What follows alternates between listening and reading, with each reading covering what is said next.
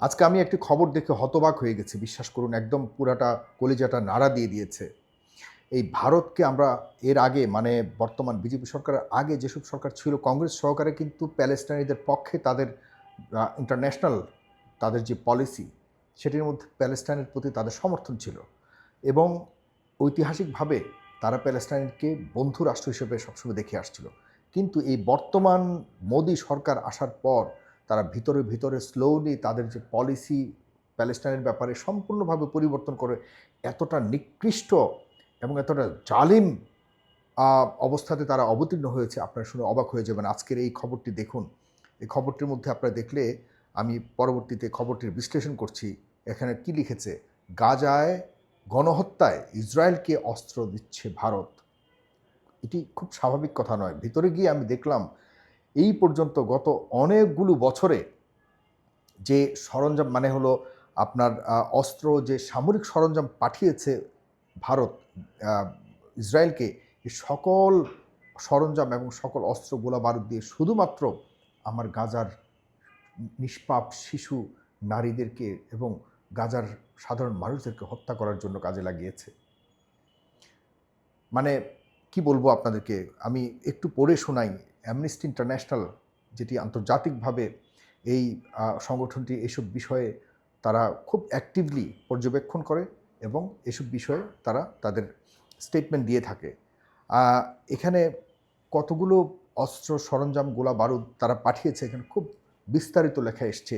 এই প্রতিবেদনে লিখেছে ২০২৩ সালের ৭ই অক্টোবর থেকে ২০২৬ সালের মাঝামাঝি পর্যন্ত ভারত থেকে ইসরায়েলে পাঠানো হয়েছে প্রায় ২৫৯৬টি অস্ত্র, গোলাবারুদ, যন্ত্রাংশ ও সামরিক সরঞ্জামের চালান তারা কিন্তু বিশ্লেষণ করেছে। এগুলোর উপর বিশ্লেষণ করেই এই অ্যামনেস্টি ইন্টারন্যাশনাল একটি সিদ্ধান্তে পৌঁছেছে এবং এসব ব্যাপারে সাপোর্টিং যত ডকুমেন্টস আছে সব কিছুই তারা এখানে প্রকাশ করেছে। প্রতিবেদন অনুযায়ী ভারতীয় কোম্পানিগুলো ইসরায়েলের সামরিক সরবরাহকারীদের কাছে অন্তত ৩,৯০,৫১৬টি ছোট অস্ত্রের যন্ত্রাংশ, ৫,৬৪,৯৭০টি বিস্ফোরক অস্ত্র এর উপাদান, যার মধ্যে ড্রোনের ওয়ারহেড। দেখুন, ছোট্ট একটা একটা জায়গাকে, ছোট্ট একটা দ্বীপকে দখল করবার জন্য ভারতের মতো একটা দেশ কত হাজার হাজার লক্ষ লক্ষ অস্ত্র গোলা বারুদ এ একটি মানে এই পৃথিবীর ক্যান্সার ইসরায়েলকে সরবরাহ করেছে, যেসব অস্ত্র দিয়ে তারা সরাসরি শুধুমাত্র প্যালেস্টাইনিদেরকে মারার জন্য ব্যবহার করেছে। তারা দেখেন এরপরে ওয়ারহেড আর্টিলারি শেলের খোল রয়েছে প্রায় ২৯৮টি, সামরিক যানবাহনের উপাদান সরবরাহ করেছে তারা। এরপরে তারা আরও অনেক করেছে। আল জাজিরার একটা রিপোর্টও তারা এখানে সংযুক্ত করেছে। ভারতের কাস্টমসের ৯১টি রপ্তানি নথি সংগ্রহ করেছে তারা। করে সেখানে দেখেছে ২০২৪ সালে ইসরায়েলের বোমা ও গ্রেনেড সংক্রান্ত যন্ত্রাংশের রপ্তানির তথ্য পাওয়া যায়। সেখানে আপনি দেখেন এসব চালানের মধ্যে ক্রেতাদের মধ্যে ছিল ইসরায়েলের প্রতিরক্ষা প্রতিষ্ঠান Rafael, advance defence systems, IMI systems limited ও এমসিটি ম্যাটেরিয়ালস। সেখানে তারা দেখেন সেখানে তারা ২০২৪ সালে আন্তর্জাতিক বিচার আদালত গাজায় সম্ভাব্য গণহত্যা ঠেকাতে ইসরায়েলকে ব্যবস্থা নেওয়ার অন্তর্বর্তী আদেশ দেন। এরপর থেকে জাতিসংঘের একাধিক স্বাধীন বিশেষজ্ঞ এবং বিভিন্ন মানবাধিকার সংস্থা গাজায় ইসরায়েলের গণহত্যা হিসেবে কিন্তু অভিহিত করেছিল। এরপরেও ২০২০ থেকে ২০২৫ সালের মধ্যে ইসরায়েলের মোট অস্ত্র রপ্তানির ২৯% গেছে ভারত থেকে। মোট যত অস্ত্র তারা আমদানি করেছে পৃথিবীর বিভিন্ন দেশ থেকে, তার মধ্যে ২৯%ই শুধুমাত্র ভারত থেকে গেছে, যা দেশটিকে ইসরায়েলের অন্যতম বৃহৎ প্রতিরক্ষা ক্রেতায় পরিণত করেছে। একই সময়ে ভারতের অস্ত্র আমদানিরও প্রায় ১৫% ইসরায়েল থেকে গেছে। এই যে দ্বিপাক্ষিক অস্ত্র সহযোগিতা তারা করেছে, এই অস্ত্রগুলির একমাত্র টার্গেট ছিল প্যালেস্টাইনে, বিশেষ করে গাজার শিশুরা। আমরা যে দেখি গাজার শিশুদেরকে যেভাবে নির্মমভাবে হত্যা করেছে, প্যালেস্টাইনিদের জমি দখল করছে, এবং দেখেন আপনি গত কয়েক বছর যদি একটু আপনি খেয়াল করেন, ভারতীয়রা কিন্তু ইসরায়েলের প্রতি প্রচুর তাদের পাশে দাঁড়ানোর থেকে শুরু করে তাদেরকে বিভিন্নভাবে ওইসব দেশে ইসরায়েলে গিয়ে ভারতীয়রা যুদ্ধ পর্যন্ত করেছে গাজা শিশুদের বিরুদ্ধে। শিশুদের বিরুদ্ধে ভারতের জোয়ান, বুড়ো এবং ভারতের সোলজাররা, ভারতের যে সাংবাদিকরা পর্যন্ত আমি দেখেছি, তারা সাংবাদিকদের পোশাক নিয়ে এরপরে ইসরায়েলে গেছে। ইসরায়েলে গিয়ে সেখানে প্যালেস্টাইনিদের বিরুদ্ধে যুদ্ধকে তারা উৎসাহ দিয়েছে এবং সেসব নিউজ কাভারেজ করেছে। আমরা ফেসবুক এবং সোশ্যাল মিডিয়াতে দেখেছি যে ভারতীয় এই নরেন্দ্র মোদীর আশপাশের ভক্ত থেকে শুরু করে যারা সাংবাদিক নামের কসাই, এরাও কিন্তু ইসরায়েলকে চোখ বন্ধ করে সমর্থন দিয়েছে। তারা একটাবারও বিবেচনা করেনি যে ইসরায়েল তাদের এই অস্ত্র গোলা বারুদ ব্যবহার করছে প্যালেস্টাইনি বা গাজার নিষ্পাপ শিশু ও সাধারণ মানুষের বিরুদ্ধে। এই যে একটি গোপন বিশাল একটি তথ্য আজকে প্রকাশ হয়েছে, তাও আমরা কিন্তু এর আগে কখনো এটি আজও করতে পারিনি, ভাবতেও পারিনি। অ্যামনেস্টি ইন্টারন্যাশনালকে ধন্যবাদ জানাই। ভারত যে মুসলিমদের শত্রু হিসেবে নিজেকে আবির্ভূত করেছে অনেক আগে থেকে শুনেছি, এবং আন্তর্জাতিক সম্প্রদায় কিন্তু বিভ্রান্ত একটা অবস্থাতে ছিল। আমাদের বাংলাদেশেও কিন্তু আমরা বিভ্রান্ত ছিলাম।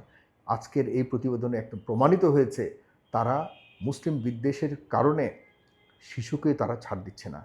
শিশুদের মারার জন্য তারা অস্ত্র দিচ্ছে, সেই অস্ত্র দিয়ে প্যালেস্টাইনিদেরকে মারা হচ্ছে। অন্যদিকে চলমান যুদ্ধ নিয়ে আপনাদেরকে সবসময় প্রতিদিন আমি অবগত করছি। এখন পর্যন্ত যতটুকু ইরান এবং যুক্তরাষ্ট্রের যুদ্ধে যতটুকু এখন পর্যন্ত খবর, আজকে 30 জুলাই 2026 আমি ঢাকা থেকে আপনাদেরকে এই কথাগুলি বলছি। আপনাদেরকে জানিয়ে রাখছি যে মধ্যপ্রাচ্যের এই যুদ্ধ এখন আর থামার মতো অবস্থাতে নেই, এবং এটিতে আনুষ্ঠানিকভাবে সৌদি আরব থেকে শুরু করে অন্যান্য মধ্যপ্রাচ্যের অন্যান্য দেশগুলো এখন আনুষ্ঠানিকভাবে যুক্ত হয়ে যাচ্ছে।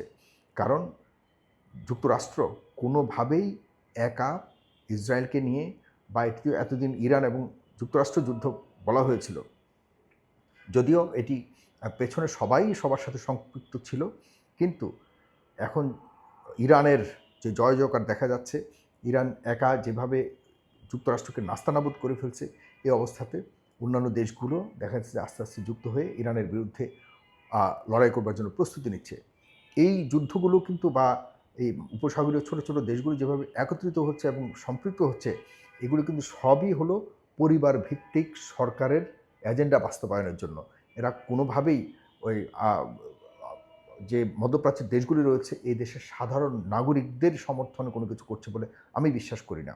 কারণ সাধারণ নাগরিকরা কোনোদিনও চাবে না যে শুধুমাত্র একটা পরিবারতন্ত্রকে বাঁচিয়ে রাখবার জন্য ইরানের বিরুদ্ধে লড়বে, এবং যেখানে যুক্তরাষ্ট্র মানে আগাগোড়া এই পরিবারতন্ত্রকে বাঁচিয়ে রাখবার জন্য বিলিয়ন বিলিয়ন ডলার মধ্যপ্রাচ্যের বিভিন্ন দেশ থেকে নিয়ে যাচ্ছে শুধুমাত্র পরিবারতন্ত্রকে বাঁচানোর জন্য। এই জিনিসের বা এই বিষয়গুলোর প্রতি সাধারণ মানুষের সমর্থন থাকা সাধারণ কোনো বিষয় নয়। সুতরাং আমরা আশা করি যে সামনের খুব কম সময়ের মধ্যে মধ্যপ্রাচ্যে একটি স্বাধীন, সুন্দর, গণতান্ত্রিক পরিবেশ ফিরে আসবে না। কখনো তো এখানে গণতান্ত্রিক পরিবেশ ছিল না এর আগেও। নতুন করে আবির্ভূত হবে, তৈরি হবে। সাধারণ জনগণ যাতে তাদের নিজেদের স্বাধীন মতামত প্রকাশ করতে পারে এবং একটা গণতান্ত্রিক সরকার গঠন করতে পারে, সেই অবস্থার দিকেই যাচ্ছে। আজকে এই পর্যন্ত রাখছি প্রিয় বন্ধুরা, ভালো থাকবেন সবাই। এবং এই খবরটি অবশ্যই আপনাদের দায়িত্বে, আমরা যে একটা কাল সাপের আশপাশে আমরা বসবাস করছি, এটি আপনাদের দায়িত্বে সবাইকে জানান দেওয়া উচিত। কারণ ভারতকে আমরা ভালোবাসি, ভারতের মানুষকে ভালোবাসি, কিন্তু ভারতের বর্তমান সরকার কোনো দিনও আমাদেরকে ভালোবাসেনি, বাসবে না, বাসবে বলে মনে হচ্ছে না। কারণ তাদের এই ষড়যন্ত্র আজকে ফাঁস হয়ে গেছে, প্রকাশ হয়ে গেছে। ধন্যবাদ সবাইকে। সালাম।